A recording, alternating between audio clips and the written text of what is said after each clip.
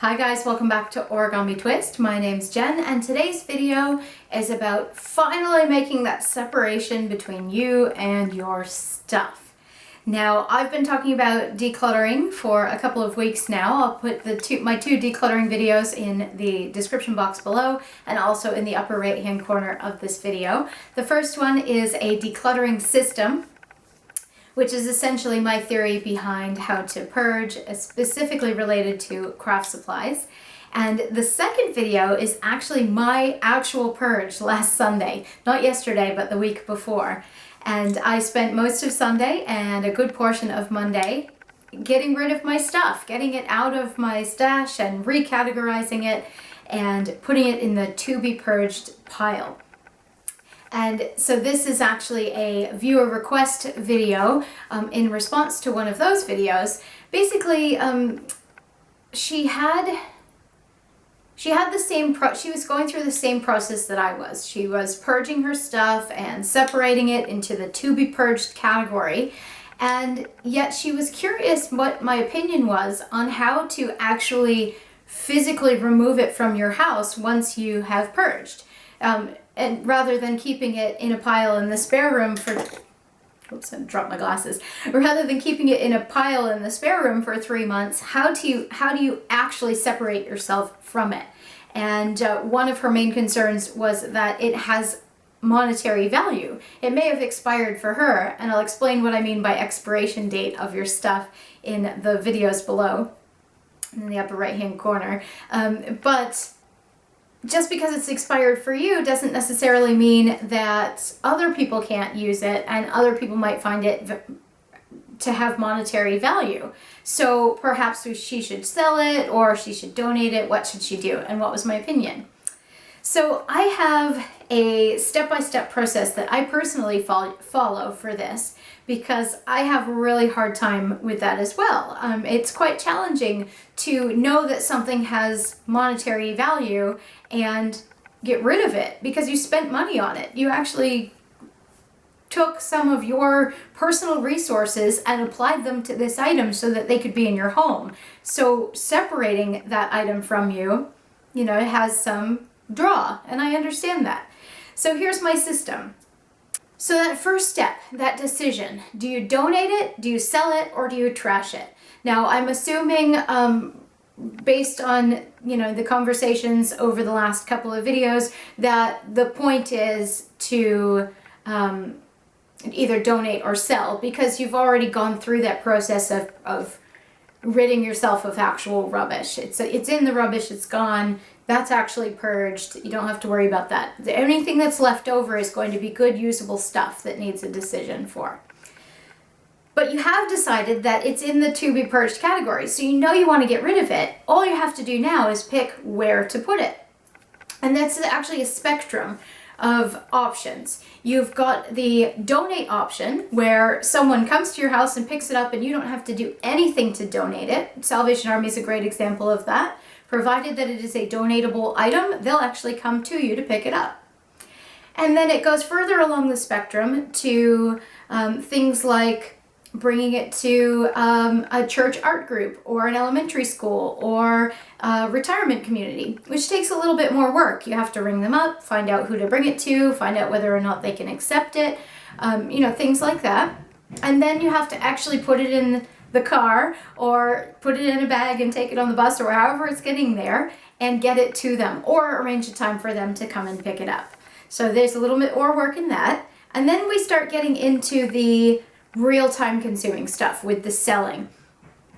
But keeping in mind that you need to place a value on your time because yes, you're going to be making money for those items, but first of all, you're not recouping the original that you spent on it in most cases.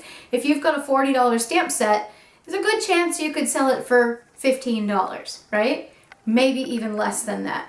So how much is your time worth, the time that you need to spend to sell that stuff? And you could have a system already in place. You could be, do this a lot. You might go to the flea markets every Sunday. Easy. You throw it in with that stuff, you're done. No problems. Now that spectrum keeps going along further to more and more and more time consuming, to the point where that's actually where I was at. Is when I was making this decision, I thought, okay, I'm going to go more the donation route because I don't have the time needed to do some of these things. I don't have a system in place already for selling things. I don't go to a flea market every Sunday. That's not something that's already in my set. So if I'm going to sell something, it means that I'm going to have to put it on buy and sell of my town on Facebook, or I'm going to have to put it on eBay, and it's going to take a significant amount of time to make a small amount of money. And for me, that's just not practical. It might make more sense for you based on where, what you're up to in the world, how confident you are with selling stuff, that sort of thing. But for me, it just wasn't logical. Even though I had a lot of stuff to sell, that actually made me think even more that I wasn't going to sell it because I knew how much time would be involved in doing that. So for me, that didn't make sense, even though I could bring in physical cash. I am far more likely to bring in physical cash by spending my spare time doing a bit more work on my business than I am to sell a once-off item that I'm never going to see again. Along with that same thing, with that decision process, I also was emotionally attached to some of the stuff that I was parting with.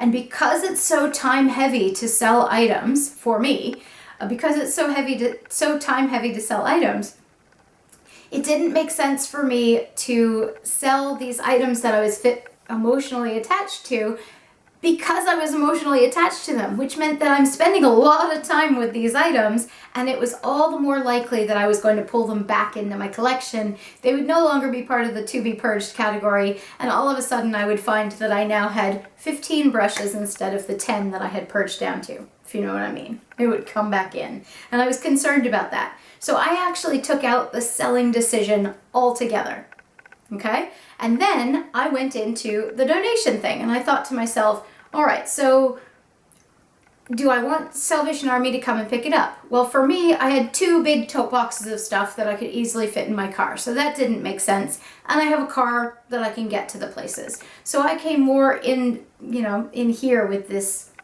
spectrum.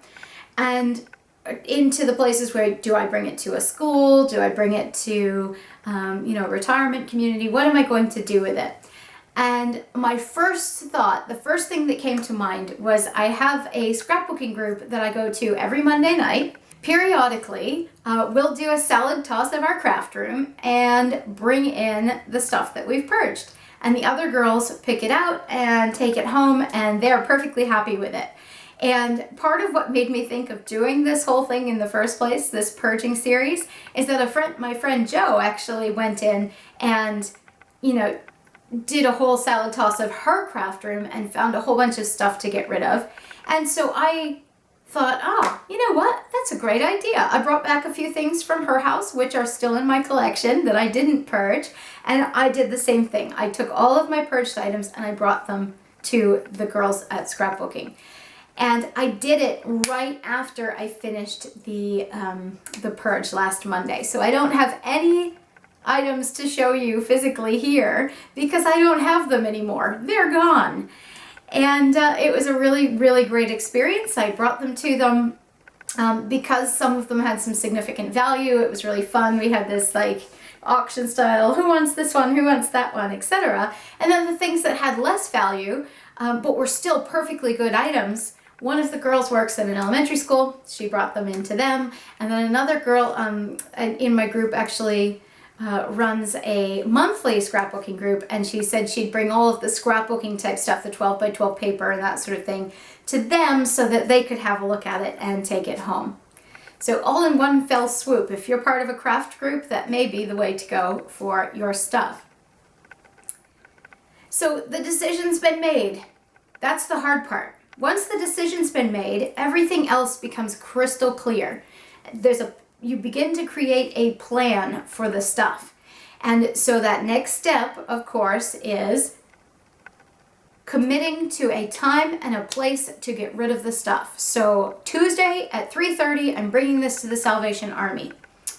Sunday afternoon, I'm bringing this to the retirement community in town to their art director. And you ring them up and you do it. It's just like going to a dentist appointment or a doctor's appointment or a massage therapy appointment. You just do it. It's just, because you've made the decision already, you're no longer a part of that equation. It's now something that's going to belong to someone else. So essentially, you can make that leap between the stuff and someone else rather than the stuff in you. So you commit to a time, and then in your mind, every time you look at that stuff, you think, oh, there's the retirement community's craft supplies that I'm bringing to them on Wednesday at 3:30. It's no longer yours, which means that it no longer belongs in your house. That mental separation between this belongs to me and this belongs to someone else makes it so much easier to move it out. And then, of course, the last step is to actually remove it from the house. So Wednesday at 3:30 comes, or whatever day you've decided, and it actually physically goes to its new home. There we go. It's a little long-winded, but I hope that was helpful for you. I do have another video coming on Wednesday. Please like, comment, and subscribe, and we'll talk to you again soon. Thanks, guys. Bye-bye.